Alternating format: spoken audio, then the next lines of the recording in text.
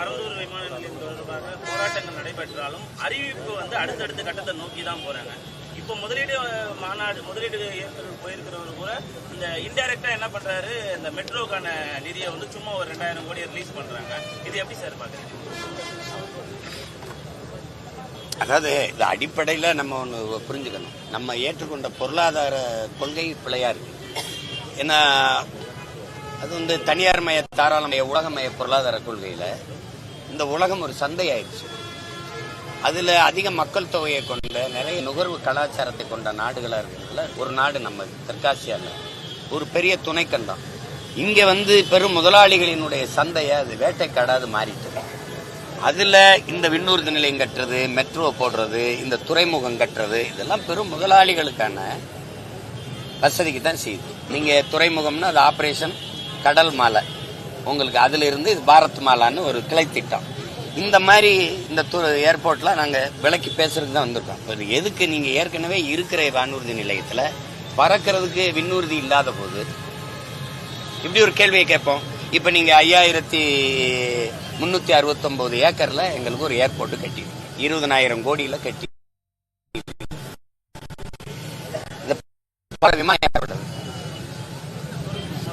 சரி, இப்ப யாருக்காவது கட்டப்படுது? அப்போ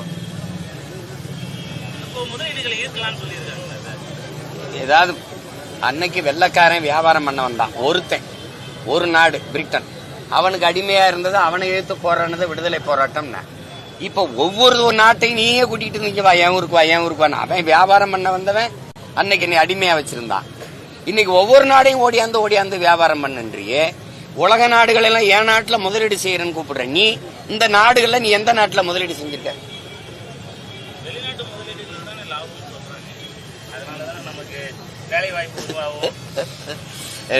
இப்ப நீங்க எந்த தொழிற்சாலைகள செய்றியா தம்பி?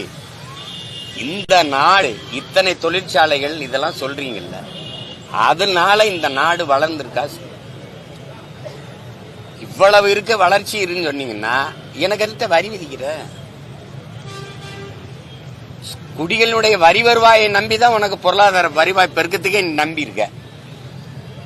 அப்பதான் நீ தொழிற்சாலைகளை ஏகப்பட்டது கொண்டு வந்துட்ட, வளர்ச்சி வந்துருச்சுன்னா 1000 ரூபாய் எங்க அம்மாக்கு எது கொடுக்குற?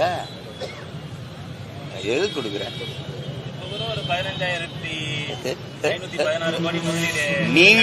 நீங்க நாட்டுல இருக்கிற எல்லாரையுமே உங்களை மாதிரி கருதிக்கிட்டீங்கன்னா ஒன்னும் பண்ண முடியாது. தனிப்பெரும் முதலாளிகளின் வளர்ச்சியை ஒரு நாட்டின் வளர்ச்சின்னு கட்டமைக்கிறதை யாராவது நம்புறவே இருந்தா அவன்கிட்ட போய் பேசு, எங்க கிட்ட சொல்லாதீங்க. என்ன தனிப்பட்ட ஒரு முதலாளியின் வளர்ச்சியை ஒட்டுமொத்த நாட்டின் வளர்ச்சின்னு எப்படி கட்டமைக்கிற? எப்படி கட்டமைக்கிற? 2500 ஏக்கர் நீ மேல் மேல சிப்கார்டு கெடுக்கிற, 2500 பேருக்கு வேலை கொடுப்பியா? நிலத்தை கொடுத்தவனுக்கு என்ன கொடுப்ப? நீ ஒரு கட்டமைக்கிற, நீ தொழிற்சாலை கட்டினா வேலை கிடைக்கும்ங்கிற, வேலை கிடைக்கும், வேலைக்கு என்ன கிடைக்கும்? சம்பளத்தை வச்சு என்ன செய்யலாம்? சாப்பாடு. எந்த தொழிற்சாலை பைத்தக்கரா அரிசி பருப்பை விளைய வைக்கும்னா பதில் சொல்ல மாட்ட? சம்பளம் இருக்கும், சாப்பாடு இங்க இருந்து வராது, சம்சாரி தானே கொடுக்கணும். அப்ப நிலத்தை பறிச்சுக்கிட்டீங்கன்னா சோறு மண்ணை திம்பிய, எங்க எதை திம்ப?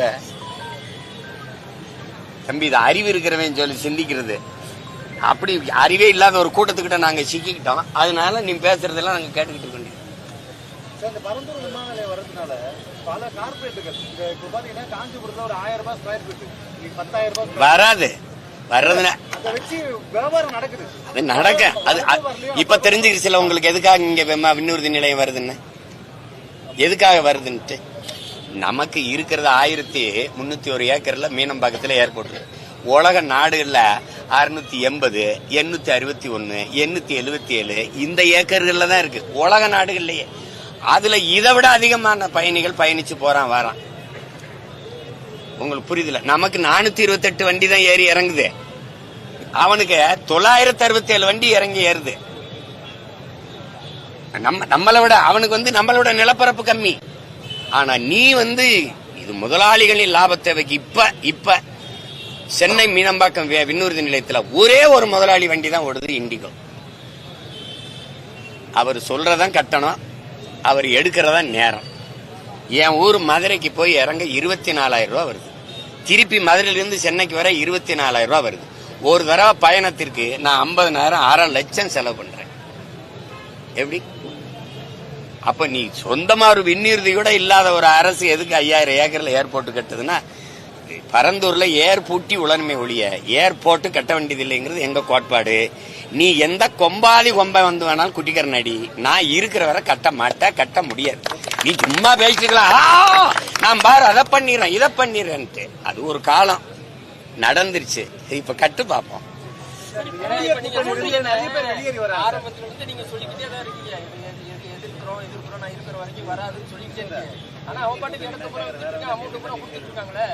கட்டு அப்படிதான் 8 வழிச்சாலைக்கு எல்லாம் பண்ணீங்க. அப்படித்தான் இந்த காட்டுப்பள்ளி பின்னூர் துறைமுகம் கட்டுறேன்னு நீங்க கட்டிட்டீல. மக்களை மிரட்டி அதிகாரம் அச்சுறுத்தி வாங்குது. உங்களை போல ஊடகங்கள் நேர்மையா சொல்லுங்க. நான் கேட்கறதுக்கு பதில் சொல்லுங்க. இருக்க மீனம்பாக்க விண்ணூர்தி நிலையில என்ன வசதி குறைவு? யாராவது ஒரு பயணி இதை விட பெரிய விண்ணூர்தி நிலையம் கட்டி கொடுன்னு அரசுகிட்ட கேட்டாங்களா? கோயம்பேடு பேருந்து நிலையத்துல வசதி குறைவா இருக்கு, இதை விட பெரிய பேருந்து நிலையம் கட்டி கொடுங்கன்னு கேட்டாங்களா? இங்க பாருங்கய்யா, கோயம்பேடு பேருந்து நிலையம் தேவை, மீனம்பாக்க விண்ணூர்தி நிலையம் தேவை, 4 வழி சாலை என்பது தேவை. இதுக்கெல்லாம் இடங்களை கொடுத்தது என் மக்கள் தான். ஆனால் அதுபோக கிளாம்பாக்கத்துல 410 கோடியில, அங்க 450 கோடியில இந்த பேருந்து நிலையம், அங்க 1301 ஏக்கர்ல விண்ணூர்தி நிலையம் இருக்கும் போது, பறக்க விண்ணூர்தி இல்லாத போது மறுபடியும் 5369 ஏக்கர் நான் விண்ணூர்தி கட்ட போறேன்னு சொல்றது அது தேவையில்லை, பேராசை. புரியுதா உங்களுக்கு? பேராசை. எங்க பாட்டன் வாவுசி பேர்ல, என் தாத்தன் காமராஜ் பேர்ல இருக்கிற துறைமுகத்திலேயே ஏற்றுமதி இறக்குமதி 40-50 விழுக்காடு தான் நடக்குது, இன்னும் முழுமையா இல்ல. அங்க வந்து சரக்கு அப்படியே காத்து கிடக்கு, ஏற்றுமதி ஆகல. சரக்கு கப்பல்ல இருக்கு, இறக்குமதி செய்ய முடியல. அப்படி ஏதாவது பிரச்சனை கேள்விப்பட்டியல? அப்புறம் எதுக்கு நீ 6110 ஏக்கர்ல யாரை கட்டுற? எது கட்டுற நீ? இது இயற்கை துறைமுகம், அது செயற்கை துறைமுகம். மறுபடியும் என் மலையை உடைப்ப, பல லட்சக்கணக்கான டன் கல்ல கொண்டாந்து கொட்டுவ. அங்க பவளப்பாறை இருக்கு, கடலுக்குள்ள காடு இருக்கு, அதான் பவளப்பாறை. அதுக்குள்ளதான் வந்து மீன், இறாலு, நண்டுலாம் முட்டையிட்டு குஞ்சு பிரிக்குது, அதை போட்டு மூடி விட்டுருவேன். புரியுதா நான் சொல்றது? நீ செயற்கையா கொண்டு கல்ல கொட்டி என் கடலை மூடுவ. அது எவ்வளவு பெரிய பேராபத்து. இந்த துறைமுகத்துல உனக்கு என்ன பிரச்சனை? எதுக்கு நீ கட்டுற 6111 ஏக்கர்ல? அது அரசு கட்டுதா? தனியார் முதலாளி அதானி. நீ என்ன பண்ற? இந்த ஏர்போர்ட் யாருக்கு? இதே இண்டிகோ தான் பரப்பாரு. ஒரு முதலாளி லாபம் ஈட்டுறதுக்கு மக்கள் காசுல 20,000 கோடி, 20,000 கோடி, 30,000 கோடி செலவு பண்ணுவ. என் விளைநிலத்தை பறிச்சுக்கிட்டு அதுல ஏர்போர்ட் கட்டி பரப்ப.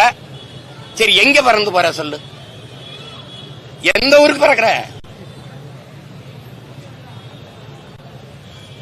பசியோடு இருக்கவனை பத்தி கவலைப்படாம பறந்து போறவனை பத்தி கவலைப்பட்டுக்கிட்டு இருக்க நீ. தம்பி, நீங்க இங்க பாருங்க ஐயா, உன்னை கவனிச்சுக்கணும். நீ சந்திர மண்டலத்துக்கு சந்திராயன் அனுப்பலாம், சயின்டிஸ்டுக்கு சாப்பாடை என் சம்சாரி தான் அனுப்பணும், விண்வெளிக்கு விண்கலத்தை அப்படி ஏவி ஏவி இறக்கலாம். ஆனா அந்த விஞ்ஞானிக்கு சோறு என் விவசாயி தான் அனுப்பணும். அதை மனதில் வச்சுக்கிட்டு வேலையை செய்யணும். சாப்ட்வேர்ல வேலை, சாப்பிட்டு போய் தான் வேலை செய்யணும் ராஜா. சேட்டை பண்ணிட்டு அலையக்கூடாது. பங்களாதேஷ்லயும் இலங்கையிலையும் வந்த பொருளாதார நெருக்கடி இந்த ட்ரம்ப் போட்டதுல இப்ப நெசவு முழுக்க முடிஞ்சு போச்சு. இனி எல்லா தொழிலும் பாதிக்கப்பட்டவன, வருவாய் இல்லாம, சோத்துக்கு வழி இல்லாம வீதியில வந்து போராடும் போது நீங்க எல்லாம் தனி விமானத்துல வேற நாட்டுல போய் இறங்கிருவீங்க. நாங்க எங்க போறது? என்டிஏ கூட்டணியில வந்துட்டு ஒவ்வொருத்தர வெளியேற்றி வராரு. டிடிவி வேற வெளியேறினாரு. மீண்டும் இன்னைக்கு அந்த அதிமுக செங்கோட்டையனை பழைய நிர்வாகிகளை ஒன்னா சேர்க்கணும்னு சொன்னாங்க. செங்கோட்டையனை அவங்க இந்த கட்சி விலக்கி இருக்காங்க. இது பின்னணியில பாஜக இருக்குங்களா? என்ன மாதிரியான? அப்படிலாம் எனக்கு தோணல. பின்னணியில எல்லாம் அவங்க ஒரே அணியா தானே இருக்காங்க. அதுல ஏன் பின்னணின்னு? ஒரே அணிதான் அது. டிடிவி வெளியில வந்துட்டாரு. அங்க நிறைய அண்ணாமலை தலைவராக இருந்தாரு. நிறைய ஏமாற்றங்கள். மீண்டும் வரணும்னா டெல்லி அமைப்பு, டெல்லியில இருக்கக்கூடிய தலைவர்கள் சொன்னாதான். நயினார் நாகேந்திரன் அது ஒரு கட்சி, அவங்களுக்குள்ள ஒரு கூட்டணி பிரச்சனை, அரசியல் பிரச்சனை தான் அது. இப்ப நம்ம பேசிக்கிட்டு இருந்ததெல்லாம் நாட்டுக்கும் மக்களுக்குமான பிரச்சனை. அது ஒரு கட்சி பிரச்சனை. எங்க ஐயா செங்கோட்டையனை நீக்கிறதோ, நாளைக்கு சேர்க்கிறதோ, அவங்க ஒரு கூட்டணியில யாரு இருக்கணும் இருக்க வேணாம்னு முடிவு எடுக்கிறதோ, அந்த கட்சியினுடைய தலைமை பிரச்சனை. அதை போய் நம்ம ஒரு கருத்து சொல்றது நாகரிகமற்ற. இப்ப என் கட்சி பிரச்சனை இல்ல, அது நீங்க சொல்லுவீங்க ஏன் வீட்டு பிரச்சனை நீ ஏன் தலையிடுறாயின்னு, அது மாதிரி அது நாகரிகமற்றது. அதை விட்டு பரந்தூர் பகுதியில பரந்தூர் விமான நிலையம் அமைக்கிறதுக்கு பின்னாடி ஒரு IAS அதிகாரிகளோட சில லாபகரமான நோக்கம் தான் அப்படின்னு சொல்லிட்டு போராட்ட குழு வந்து சொல்றாங்க. அதை நீங்க எப்படி பாக்குறீங்க? அது அவர்களெல்லாம் வந்து இது என்ன பண்ணுவாங்கன்னா பயன்படுத்துவாங்க, அந்த நிலங்களை வாங்கி கையகப்படுத்தி தருவதற்கு பயன்படுத்துவாங்க. எங்க ஊர்ல கமுதியில வந்து 5000 ஏக்கர்ல அதானி மின் பூங்கா அமைச்சிருக்காங்க.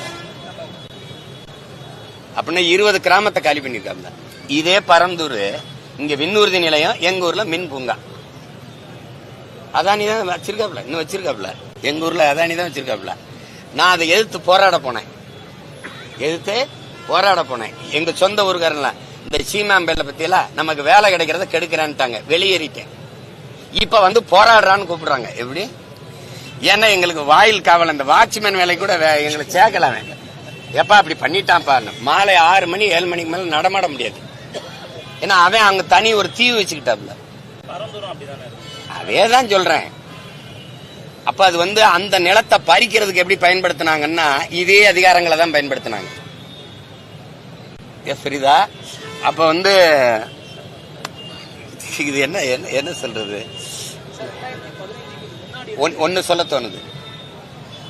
கம்யூனிசம் உங்களுக்கு தெரியும், முதலாளித்துவத்தை எதிர்த்துதான் வந்தது. முதலாளிகளினுடைய அதிகாரம் ரொம்ப கொடுமையா இருக்கும், ரொம்ப பேராபத்தா இருக்கும். அந்த முதலாளிகளின் அதிகாரத்தை விட ஆபத்தானது அந்த முதலாளிகளுக்கு தரகு பார்க்கிறவன்ட்டு அதிகாரம் இருக்கு பத்தியில, அது ரொம்ப ரொம்ப ஆபத்தானது. இங்க நமக்கு இருக்கிற அதிகாரம் அதுவே முதலாளியாவும் இருக்கு, அதுவே தரகனாவும் இருக்கு. அதுதான் பிரச்சனை. தமிழ்நாடு அதெல்லாம் செயல்பட்டு இருந்தா நாங்க ஏன் இந்த கூட்டத்தை நடத்துறோம்? அந்த வார்த்தையை நல்லா சொல்லு, கொஞ்சம் தம்பி. இந்த அதிகாரங்களோடு போய் கூட்டணி வச்சுட்டு அப்புறம் நாங்க போராடுறோம்னு என்ன சொல்றோம்? வழக்குக்கு எதிராக நிக்கிறது இல்ல, நில கையகப்படுத்துறது, நில ஆக்கிரமிப்பு, எதை பத்தியுமே அவங்க பேச முடியும். இந்த பரந்தூர் இந்த திட்டத்தை தொடங்கி வச்சது அதிமுக தான். முதல்ல இந்த திட்டத்தை கொண்டு வந்தது அவங்க, தொடர்றது இவங்க. ஒன்னு காங்கிரஸ் தொடங்கும் இவங்க நடத்துவாங்க, இல்லைன்னா அவங்க தொடங்கும் இவங்க நடத்துவாங்க. கிளாம்பாக்கத்துல நிலையத்துக்கு அடிக்கல் நாட்டி தொடங்கினது யாரு? அதிமுக. இவர் வந்து முடிச்சு அவங்க அப்பா பேரை வச்சு சிலை வச்சுட்டு போயிட்டாப்ல. மேல அப்படி பாத்தீங்கன்னா உதயசூரியன் சின்னம் தெரியும். ஏன்னா ஏங்க ஆச்சு சின்னத்தை பொறிப்பியான்னு கேட்கறதுக்கு ஒருத்தன் இல்லை. புரியுதா? 2 நாட்களா சட்ட ஒழுங்கு பிரச்சனை.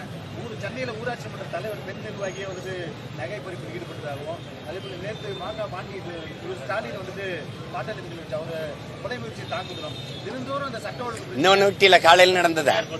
எங்க அவரு காவல்துறை தலைமை காவல்துறை அதிகாரியுடைய இதுக்கு தான் போறாரு. ஆமா, இந்த ம.க. ஸ்டாலின் அவருடைய பிரச்சனைக்கு அருள் சட்டமன்ற உறுப்பினர் புகார் அளிக்க வந்தது. போய் பாப்பா என்னன்னு போன இடத்துல காவலர்களுக்கு முன்னாடியே தாக்குற. ஏற்கனவே தம்பி ஆம்ஸ்டாங்குடைய கொலை உங்களுக்கு தெரியும். இப்ப இவர் கொஞ்சம் தவறுனா என்னை கொண்டிருப்பாங்கிறாரு. இப்ப அண்ணனை வந்து தாக்குறாங்க ஏர்போர்ட் முத்தி. இப்ப தலைவர்களுக்கு இவ்வளவு அச்சுறுத்தல் இருக்கு. காவல்துறை தலைமை காவல்துறை அதிகாரியினுடைய தலைவருடைய அலுவலகத்துக்கு முன்பேனா இப்ப சாதாரண குடிகள் எப்படி வாழ்றோம்? இதுல எங்க சட்டம் இருக்கு, எங்க ஒழுங்கு இருக்கு? இது பாதுகாக்க வேண்டிய காவலர்களே அடிச்சு கொல்லுவாங்கன்னா என்ன இருக்கு? அடிச்சு கொன்னதானே அஜித்த, அடிச்சு கொன்னதானே. அப்புறம் காவல்துறைக்கு அதிகாரம் இல்லைன்றீங்களா, இல்ல காவல்துறை குறைவாக இருக்கிறதுனால அதை செயல்படுத்த முடியலையா, அது உரிய உத்தரவு பிறப்பிக்கப்படலையா? காவல்துறையா இல்ல, நீங்க தலைவர் கையில இருக்கணும். நீங்க திருடங்கையில சாவியை கொடுத்த மாதிரி நீங்க குண்டாஸ் அவங்க கையில, நீங்க கொள்ளக்காரன் கையில நாட்டை கொடுத்துட்டு திருடுறானேன்னா எப்படி? காவல்துறையை அவர் கட்டுப்பாட்டுல வச்சு இயங்குதான் பாருங்க. தேர்தல் வரதுக்கு முன்னாடி பல்வேறு கட்சிகளை ஒரு சில குற்றச்சாட்டுகள் இருக்கும், அவங்க வழக்கு விசாரணையில் இருப்பாங்க. அவங்கள மட்டும் குண்டாச போட்டுட்டே இருக்காங்க. திமுக சார்ந்தவங்க இல்லாம அதிமுக, பாமக, இந்த பல்வேறு கட்சியை சார்ந்தவங்க ரவுடிகளை பிடிக்கிறோம் தேர்தல் வரும்போது இப்பத்திலிருந்தே அந்த நடவடிக்கையில் ஈடுபடுறாங்க. தவிர இந்த சட்ட ஒழுங்கு பிரச்சனை, செயின் பறிப்பு, இந்த கஞ்சா, இந்த மாதிரியான நடவடிக்கையில் ஈடுபடுறது தமிழகம் முழுவதுமே குற்றச்சாட்டு. பணம் பறிக்கிறது, சங்கிலி பறிக்கிறது தவறு. அதுக்கெல்லாம் கடும் சட்டமான குண்டாஸ் பாயுதுன்னா மண்ணை அள்ளி விற்கிறவன் முறைகேடா, மலையை வெட்டி விற்கிறான் அவனுக்கு என்ன, அந்த திருட்டுக்கு என்ன பேரு? கள்ளத்தனமா சாராயம் காய்ச்சி விற்கிறவன் அவனுக்கெல்லாம் என்ன பேரு? அவனுக்கெல்லாம் என்ன தண்டனை? எதுக்கு குண்டாசுன்னு ஒண்ணு இருக்குல்ல, பேசுறதுக்கெல்லாம் குண்டாசு போட்டிருக்காங்க. எழுதுறது, முகநூல்ல எழுதுறது, மேடையில பேசுறதுக்கெல்லாம் குண்டாஸ் அப்படின்னா அந்த அந்த சட்டம் தவறாதான பயன்படுத்தப்படுது. என்னை என் மேல 2 முறை தேசிய பாதுகாப்பு சட்டம் போட்டாங்க.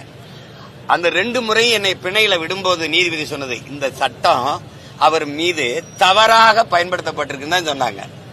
ஆனா நான் அதுக்கடையில 6 மாசம் 1 வருஷம் சிறையில இருந்துட்டேன். அப்ப சிறையில நான் முடங்கி என்னை அந்த சிறை தண்டனை படுத்தின அந்த அரசுக்கு என்ன தண்டனை? அது மேல என்ன நடவடிக்கை? சட்டத்தை தவறா பயன்படுத்திருச்சுன்னு சொல்றீங்களா, அப்ப அந்த அரசு மேல என்ன நடவடிக்கை இருந்திருக்கு? என்னுடைய வாழ்நாள், அந்த வாழ்நாள் இழப்பு, வருவாய் இழப்பு, அதெல்லாம் எங்க போய் சொல்றது? ஆமா. இலங்கையிலிருந்து தமிழ்நாட்டுக்கு வந்த தமிழ் அகதிகள் ஆவணமின்றி கண்டறியப்பட்டால் அவங்களுக்கு தண்டனையிலிருந்து விலக்கு சொல்லி உள்துறை அமைச்சர் 2 நாளைக்கு முன்னாடி ஒரு அனுமதி கொடுத்தாரு. அதை எப்படி பாக்குறீங்க? இல்ல இதுவே நம்ம ரொம்ப சண்டை போட்டு பெற வேண்டியது இருக்கு. உங்களுக்கு நீங்க திபத்திலிருந்து வந்தவனுக்கு நீங்க கொடுத்திருக்கிற சலுகை அவனுக்கு உடனே எந்த இதுவும் இல்லாம குடியுரிமை கொடுத்த நீங்க இங்க வடமாநிலங்கள்ல இருந்து நீங்க பங்களாதேஷ், ஆப்கானிஸ்தான் இந்த பகுதியிலிருந்து வர்ற இந்துக்களுக்கு, கிறிஸ்தவர்களுக்கு, சீக்கியர்களுக்கெல்லாம் நாங்க குடியுரிமையத்தை, பௌத்தர்களுக்கெல்லாம் தர்றேன்னு சொல்ற நீங்க இலங்கையிலிருந்து, ஈழத்திலிருந்து வந்த என் இன மக்களுக்கு நீங்க குடியுரிமை தரல. அப்ப அங்கிருந்து வந்தவன் இந்துன்னா இங்கிருந்து வந்த எங்களை இந்துவாவே நீங்க ஏற்கல. கேட்டா சட்டத்தை மீறி குடியேறியவர்கள்னு சொல்லிட்டீங்க நாங்க கேட்கும்போது. இப்ப நீங்க அதை அப்படி கருத முடியாதுங்கிறீங்க. அதுக்கு இவ்வளவு போராடி இருக்கு. 35 வருஷம், ஒரு தலைமுறை தாண்டி நாங்க இந்த நிலத்துல இருக்கோம். எங்களுக்கு எதனால குடியுரிமையை மறுக்கிறீங்க? ஆனால் இந்த நாட்டுக்கு எங்களுக்கு எதுக்கும் சம்பந்தம் இல்லாத கனடா, அமெரிக்கா, பிரான்ஸ், ஜெர்மனி, நீங்க நார்வே, ஸ்வீடன், டென்மார்க், இந்த நாடுகள் எல்லாம் எங்களுக்கு குடியுரிமை கொடுக்குது. ஏன் மலேசியா, சிங்கப்பூர் கூட கொடுக்குது. உங்களுக்கு என்ன பிரச்சனை? அதுதான் இங்க கேள்வி. இதுவே பாருங்க, எவ்வளவு காலம் கழிச்சு ஏதோ போனா போகுதுன்னு சொல்ற மாதிரி.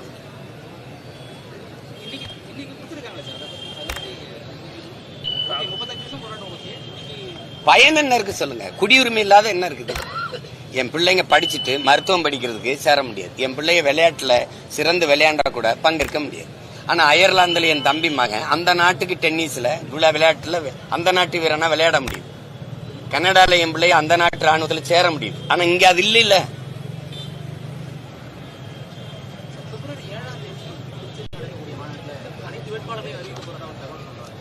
அதுக்குதான் மாநாடு.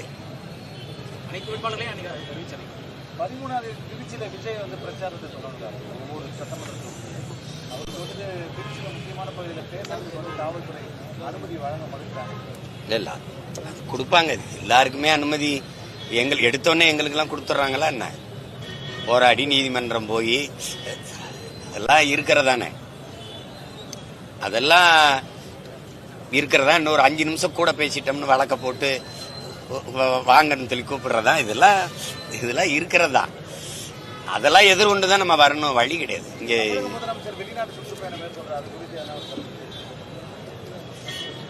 இது இல்லாம கருத்து வெளிநாடு சுற்றுப்பயணம் விடுங்க. அது தொடர்ச்சியா பரந்தூர் மக்களோட நீங்க நிக்கிறீங்க. உங்களுக்கு அப்புறமும் நிறைய தலைவர்கள் இந்த மக்களுக்காக நிக்கிறாங்க களத்துல. இப்போ அந்த மக்களுக்கு ஒரு சந்தேகம் வராதா, எந்த தலைவர் நமக்காக நிக்கிறாங்க அப்படின்னு சொல்லிட்டு? வர தேர்தலில் உங்களுக்கு ஆதரவு தெரிவிப்பாங்கன்னு நினைக்கிறீங்க? அதை எதிர்பார்த்து நம்ம போறது இல்லை. போன தடவை என் மக்கள் என்ன தெரியுமா பண்ணாங்க? தேர்தலை நிராகரிக்கிறேன்ட்டாங்க. தேர்தலை புறக்கணிக்கிற போது அந்த பிரச்சனை கவனத்துக்கு வராது. எப்பவுமே இங்க பாருங்க, ஒரு மரம் இருக்குன்னா பூக்காத காய்க்காத மரத்துக்கு யாரும் தண்ணி வச்சு உரம்பிட மாட்டான். இந்த ஓட்டு யாருக்குமே இல்லைன்னா ஏற்று பார்க்க மாட்டான். இந்த ஓட்டு இவருக்கு போகும்னா அதை தன் பக்கம் திருப்ப உங்களுக்கு என்ன பிரச்சனைன்னு கேட்க வருவான். இப்ப அது தவறா போயிடுச்சு. அதனால நீங்க ஓட்ட குறி வச்சு பேக்கிறீங்க. இது நாட்டு பிரச்சனை. இப்படி ஒவ்வொரு இடத்துலயும் சிப்காட்டுக்கு 2000 ஏக்கர் மேல்மால, அங்க திண்டுக்கல்ல இவ்வளவு, அந்தியூர்ல 2000-3000 ஏக்கர், இப்படி எடுக்கும் போது நான் சொந்த நாட்டுல அகதி ஆயிடுறேன். புரியுதா? நிலமற்ற ஏதிலி ஆயிடுறேன். அதுக்கு தான் இந்த கூட்டம்.